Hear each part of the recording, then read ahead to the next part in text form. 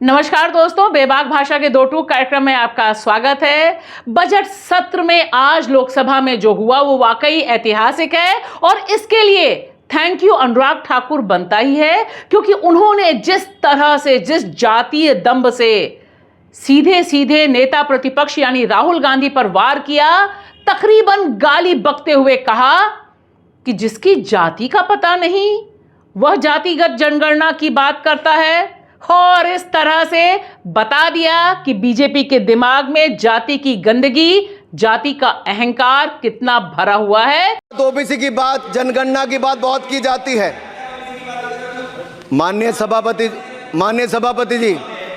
सभापति जी, जिसकी जात का पता नहीं वो गणना की बात करता है। और इसका जो राहुल गांधी ने जवाब दिया वह वाकई मार्के का है, क्योंकि उसकी गूंज निश्चित तौर पर बहुत देर तक, बहुत दूर तक भारतीय जनता पार्टी को परेशान करने वाली है और मोदी जी को इस गर्मी में और पसीना छुड़ाने वाली है। स्पीकर सर, जो भी इस देश में दलितों की, आदिवासियों की, पिछड़ों की बात उठाता है, जो भी उनके लिए लड़ता है, उसको गाली खाना ही पड़ता है। और मैं ये सब गालियां खुशी से खाऊंगा, क्योंकि महाभारत की बात हुई तो महाभारत में अर्जुन को सिर्फ मच्छी की आंख दिख रही थी, उसी प्रकार मुझे सिर्फ मच्छी की आंख दिख रही है। जाति जनगणना हम करा के दिखाएंगे। खत्म। आपको जितनी गाली देनी है आप दीजिए, हम खुशी से लेंगे। धन्यवाद। इस तरह से बजट सत्र 2024 का लगातार ऐतिहासिक होता जा रहा है।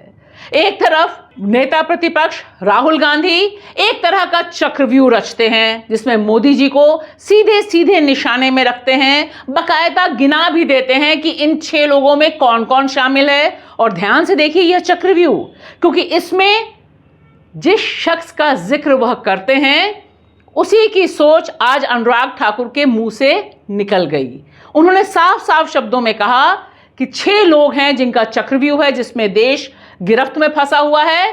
पहला नाम प्रधानमंत्री नरेंद्र मोदी, अमित शाह, अजीत डोभाल, और फिर उसके बाद आते हैं आरएसएस मोहन भागवत। अंबानी अडानी जी तो रहते ही रहते हैं, लेकिन मोहन भागवत का जो नाम है, यानी मनुवाद पर विश्वास करने वाली विचारधारा आरएसएस का जो नाम है, वह जिस तरह से जातीय दंभ पर टिकी हुई संस्था है, उसका रिफ्लेक्शन इस जातिगत अहंकार में अनुराग ठाकुर आज सदन के भीतर खड़े होकर प्रकट करते हैं। जिसकी जात का पता नहीं, जिसकी जात का पता नहीं, जिसकी जात का पता नहीं, जिसकी जात का पता नहीं। और देखिए जिस तरह से राहुल गांधी के पक्ष में समाजवादी पार्टी के नेता अखिलेश यादव उतरते हैं, वह भी बताता है कि किस तरह से यह बिलो द बेल्ट वार जो किया है भारतीय जनता पार्टी के सांसद ने, वह इंडिया गठबंधन को और ज्यादा मजबूत करेगा।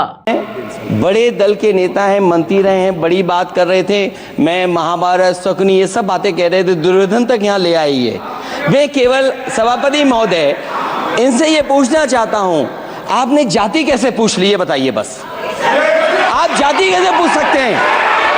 आप बताएं जाति कैसे पूछ सकते हैं? आप पूछ के दिखाओ जाति को, आप जाति कैसे पूछोगे तुम?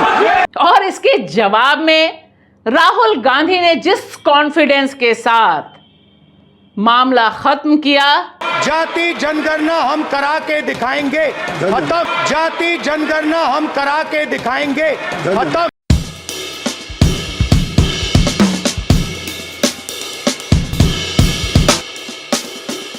और साथ ही साथ यह ऐलान करना कि इस देश में जो भी दलितों, आदिवासियों, वंचित और पिछड़े समाज के लिए बात करता है उसे गालियां खानी ही पड़ती हैं। यह स्वीकारोक्ति, यह एक्सेप्टेंस नेता प्रतिपक्ष राहुल गांधी का सीधे सीधे तस्वीर खींचता है कि आज के दौर में जो भारत है, जो विकसित भारत है, वहां पर जाति के बारे में, जाति की जस्टिस के बारे में जो बात करता है, उस पर किस तरह से समाज और पॉलिटिकल क्लास हमलावर होता है।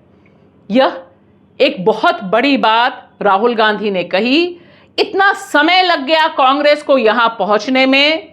जब 10 साल उनका शासन था, तब उन्हें जातिगत जनगणना की पावर समझ नहीं आई, क्योंकि शायद तब कांग्रेस के भीतर जो मनुवाद बैठा था, जो ब्राह्मणवाद बैठा था, जो अभी भी बैठा होगा, वह इस कदम के लिए परेशान होगा कि उठाया जाए या ना उठाया जाए।